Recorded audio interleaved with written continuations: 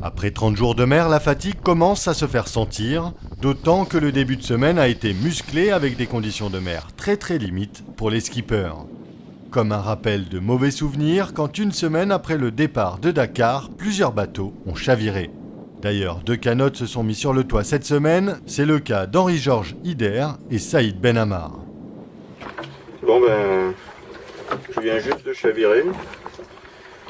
J'allais sortir quand il y a des vagues de plus de 5 mètres là dehors.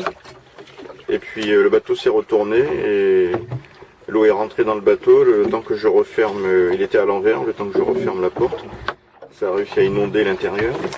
Et c'est surtout que ça a mouillé mes appareils électriques, parce que mon panneau était resté ouvert. Bon, j'ai réussi à sécher, mais j'espère qu'il n'y aura pas de corrosion. Et là, je ne vais pas sortir parce que c'est vraiment trop démonté.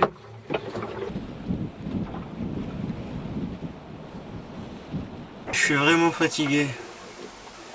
Parce que ça fait plus de 24 heures qu'il y a une tempête. Et elle n'arrête pas quoi. Impossible de ramer, impossible de sortir, impossible de faire quoi que ce soit. Et là à l'intérieur c'est infernal. Je transpire de partout. En plus de ça j'ai chaviré, le bateau il était à l'envers.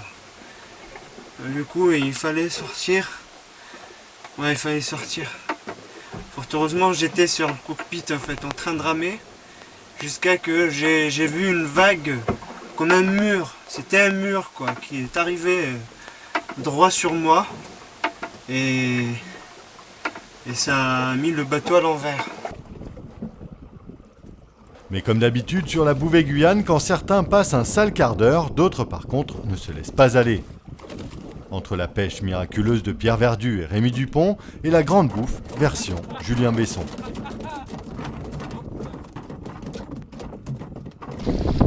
Elle n'est pas très grosse, elle fait 1,50 m, elle doit peser 7 kg.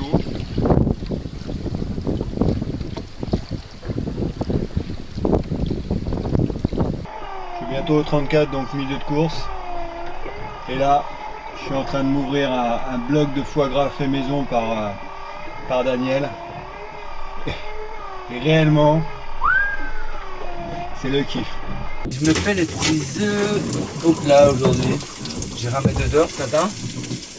Là, il est 8h30. Alors des œufs au plat avec des petits oignons, de l'ail. Et je vais mettre là-dedans un petit peu de germe de blé. Ah oui, un peu de jambon, mettre un peu de jambon quand même aussi là-dedans. Du jambon de Bayonne. Voilà, on se soigne. Et voilà, à nos pieds, nous avons une superbe paella et que je vais bientôt déguster. Là, il y a le cadavre d'hier soir. On a fait une bringue hier soir. On était entre potes. Voilà ce qui reste. Bon. Après, comment voulez-vous ramer, hein?